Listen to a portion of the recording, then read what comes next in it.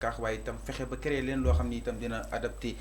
par rapport aux urgences de l'heure ak aux défis justement actuels alors naka daal di jàngatee li nga xam ne que moo di communiqué bi nga xam ni itam Macky Sall def na ko allant dans sens pour daal di tas li nga xam ne que moo di Benno Bokk Yaakaar mais aussi tëggaat li nga xam ne que moo di partem. Ouais, mais man, j'aime lire. Et parfois, je me limite pas seulement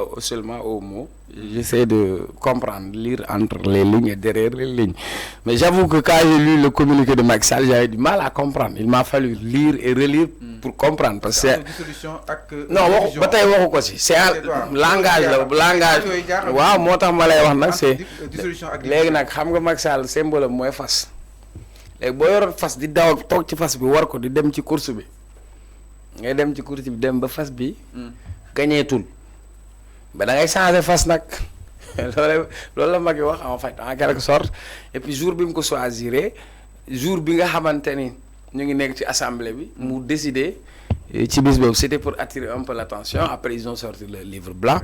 ça veut dire Benno Bokk Yaakaar Macky attanatu ko mënatu ko parce que Macky li taxoon Benno Bokk Yaakaar nekkoon fi mooy daa amoon décret conseil social Benno Bokk Yaakaar kan lañ ko joxoon parti socialiste la joxoon au conseil des collectivités territoriales loolu la leen doon keppee jox leen ay quota ministre jox leen ay quota ci député amatu ko. donc Macky soo xawoon lii sax waa Idrissa Seck ñëw na Mburok Sow bi ñëw na dugg nañ nekk nañ allié li mu leen neexalee woon téewee leen ko pegee leen ko moo doon ko mooy conseil économique et social yenn yi mu jox leen ay ministères ay LD de boog xaw ma LD assis ñii mu am lu mu leen gérer mais décret bi neewatu fa il peut plus entretenir cette clientèle lii su ko defee ñoom ñooy génn seen bopp ma ne kuy naaw say donc de rouge fa nga jëm daa sorewul donc Macky xam na ni que l'appareil politique bi après beneen coup politique bi mu def mooy il coupe l'herbe sous les pieds de Amadou Ba en fait Amadou Ba a annoncé que il va lancer son mouvement Amadou Ba a annoncé qu'il sort de Benno Bokk Yaakaar donc avant que Amadou Ba di espérer wéeru ci Benno Bokk Yaakaar wala et cetera Macky coupe l'herbe sous les pieds et puis jéem a xool moom lan la am pour se préparer par rapport aux législatives donc c'est dans cette dynamique et puis dans sa lettre il le dit ils ont mené des combats des batailles politiques qu'ils ont eu à gagner ils ont perdu des batailles politiques nee na parfois mbër bi su demee bëru ba daanu day changer ngemb quoi gars yi dañ sa ngemb li baaxul donc Macky ngembam la changer dafa daanoon ba tax suuf rek ngemb li léegi fi mu toll nii day dem mu changer ngemb rek. mais aujourd'hui est-ce que APR war na mën a ñëwaat wala kon suñ koy leneen seen éventuelle coalition est-ce que mën nañ ñëwaat ci élection li nga xam ne moo di législative yi est-ce que jàpp na ni ak jamono ji le poids électoral ils ont peut-être quelque chose. Ouais, mais au vu des dernières élections c'est-à-dire l'APR son candidat c'était Amadou Ba ils ont eu combien en termes électoral ñaata la ñu amoon yaa ma doon jox résultat yi ah 28 tout bu APR. waaw Amadou Ba candidat Amadou Ba 34 36 oui. Maintenant si on fait le calcul sur les 34% bi Benno Bokk Yaakaar amoon léegi Benno Bokk Yaakaar moom léegi amatul tas na ku nekk sa yaakaar bu ndaw li nga cotiser woon da nga koy yóbbaale kon dina am lu wàññeeku Amadou Ba génn na Aly Ngouille Ndiaye génn na Mame Boye Diao génn na ñeneen ak ñeneen génn mais ça ne veut pas dire que am nañ benn électorat donc tey ñoom ñoo yore opposition bi c'est ça la vérité ñi fi nekk di cëpp di sonko la yëpp xam nga di wax ay waxu saaga mais ñoom ñëpp ils sont dañuy nekk ci bataille de position c'est-à-dire c'est une démarche existentielle ils veulent exister dans l'opposition moo tax nga leen di dégg moo tax tu vas entendre Thierno Alassane Sall tu vas entendre mon grand frère Ami Bougane ak ñeneen mais tey en termes électoral quand on sort des élections présidentielles c'était Benno Bokk Yaakaar qui est sorti deuxième des élections et qui est véritablement dans l'opposition maintenant da ngay xool un peu l'historique politique Parti socialiste 40 ans de pouvoir ils ont perdu les élections sénégalais dañ laa jël dugal la fële ngay gën a dem di ruus le Parti démocratique sénégalais quand ils ont perdu le pouvoir tu as vu c'est une chute vertigineuse donc l'APR est-ce que elle pourra survivre ça c'est une question qu'il faudra se poser et cette question c'est les Sénégalais et les électeurs qui vont le déterminer si élection législative yi di ñëw parce que rien n'est encore gagné d'avance parce que élection législative yi ak présidentielle bi ce sera encore différent parce que Diomaye a eu dans cette élection 54% est-ce qu'il va maintenir les 54% ou est-ce 54%. qu'il va avoir plus que c'est ça. est-ce que dina am 60%. loolu nag beneen jeu la beneen enjeu la voilà. ak li nga xam ne moo di résultat yi parce que entre temps peut-être am na ñoo xam ni gëmoon nañu ki nga xam ne moo di Diomaye mais est-ce que ils ont satisfait par rapport ak fi nga xam ne waaw c'est une grande question am na ñoo xam ne les 4 mois de Diomaye est-ce que dal na seen waaw mais ak liggéeykat yi ñu dàq étant donné oui mais xam mais non voilà liggéeykat yi ñu dàq yëpp loolu waaw ñoom Fiera étant non loolu yëpp politique la nañu wax dëgg sëñ bi port par exemple juste 2 mois avant les élections ñu jël ay nit c'est clientélisme politique la ay militants rek la woon de fii ku fi am poste boo am politique moo la ko jox politique moo la ciy génnee li nga mën a analyser ni Diomaye si diggante bi am na ñu ko gëmoon gëmuñu ko si diggante bi am na ñu ko gëmul woon te gëm nañ ko munoo ko natt mais dama ne la il faut pas ñoom tamit ñu dormir sur leur laurier. ñu war a jógee si 46% yi ñoo fekk. mën na nekk waaw doo kii a ngi buruxlu ay baara doole ñu ngi buruxlu ñeneen ñu ngi ñëw donc politique moom c'est dynamique seulement dama la bëgg a wax contexte yi dafay changer. parce que bële c'était en one shot c'est-à-dire c'est du dégagisme quoi il y a des gens yoo xam ne ils ont voté Diomaye parce que jàpp nañ ni c'était la seule alternative pour enlever Macky Sall. Il y a des gens ils sont de Pastef il y a des gens ils sont pas de Pastef il y a des gens yoo xam ne am nañ seen leader mais xam nañ seen leader bi su demee ndaare lay jël du ñu yàq seen vote.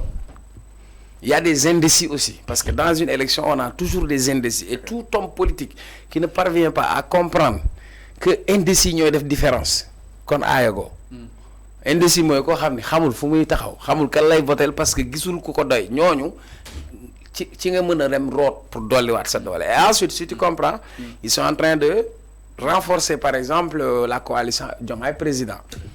ñoom Sonko bi ñu ñëwee ñu àndaloon dañ ko def coalition mais léegi dañ ko téye c'est que am mbooloo yomb na mais téye ko moo jafe léegi nag ci téye boobu la ñuy organiser wu parce que yaa ngi doon dégg ci direction yi léegi ci député yi ñan la ñuy tabb aussi loolu tam beneen énigme la parce que député Pastef yi ñu amoon ni ci Yewwi Askan Wi mooy les suppléants. Est-ce qu'on va reconduire les mêmes députés wala est-ce qu'on va trouver d'autres profils loolu aussi yooyu yëpp nag beneen gestion politique la boo xamante ni il faut savoir manager ces troupes voilà. Mais on risque justement d'assister si benn reconfiguration justement wàllu politique ndax gis na Adji Mergane Kanouté di tàllal loxo ñoom Pape Djibril Fall ñoom Thierno Alassane Sall peut-être pour imposer une cohabitation forcée à l'Assemblée nationale est-ce que mu ngeen assister benn reconfiguration. mais reconfiguration am na bu yàgg gars yi ñoo ko yëgul rek am na bu yàgg de. si l'opposition de l'Assemblée nationale contre ce pouvoir actuel. La reconfiguration xam nga kañ la am.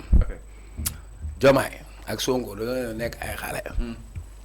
fekk fi ñu nekk sur la classe politique 40 ans ñi nekk fi 30 ans xam nga quand tu parles de Aminata Mbengue Ndiaye du tey yooyu yàgg na. Khalifa Sall bi muy nekk député ban mi judduwuma woon man mi toog fi di wax ci wax politique boobu judduwuma Khalifa Sall a été député responsable des jeunes du Parti socialiste Khalifa Sall a été ministre en charge des relations avec les institutions xam nga li ma la wax Idrissa Seck il a commencé jeune il a été 28 ans directeur de campagne de Abdoulaye Wade indi ay bërëtel 88 Talla Sylla ñaar mais léegi ñoo ñëpp ñii dañ leen relégué au second plan les xale naan musique xale football xale c'est ce qui s'est passé donc naturellement il y a un renouvellement de la classe politique et il y a une redistribution des cartes politiques ça veut dire dans la dynamique politique ceux qui étaient dans l'opposition sont maintenant au pouvoir ceux qui étaient au pouvoir sont tous appelés à l'opposition maintenant am na de nouvelles alliances politiques parce que naturellement on va avoir assister à une nouvelle configuration politique et les alliances se font et se défont en fonction des intérêts du moment donc naturellement gars yi li ñuy waajal nii yëpp ku nekk da ngay jéem a wut foo jafandu pour parce que mooy li may wax politique taxañ la c'est que booy dem ci di wuti ay mat da ngay taxañ da ngay ñëw dajale yëpp après nag nga trier maintenant les Sénégalais savent faire la différence entre le vrai et le faux et puis am na ñoo xam dañu ŋarale xam nga Sénégalais da ngay gis koo xam ne mën na jaay yàpp jaay jën te du takk deret maintenant électeur bi xam na moom nan lay organiser wu ak nan lay distribuer les cartes. Alors, mais pour l'instant c'est Sonko et Diomaye qui sont les maîtres du jeu et Sonko a toujours été le maître du jeu politique les gens n'ont pas compris que moom moo déroulé en fait c'est-à-dire tout ce qui s'est passé ce que les autres n'ont pas pu réussir face à Macky Sall Sonko l'a réussi et quand il était opposant on ne parlait que de lui il vient au pouvoir on ne parle encore que de lui donc ça veut dire il est au centre même, au cœur même du jeu politique et il comprend les enjeux politiques. Maintenant, ce qui li mën a taxaw et puis man pour opposer ak ñoom du yomb de parce que ñoom dañu fight dañu décarcassé wu gars yi Sonko dem na ba nekk ci diggante dund ak dee. c'est loolu exactement non dama ne dem na ba nekk ci diggante est-ce que tu sais que Hannibal Djim par exemple dañu dem ñu ne ko tu as 40% de survie mooy bi ñu nekk seen grève de faim boobu. li mu dékku yëpp. li mu dékku yëpp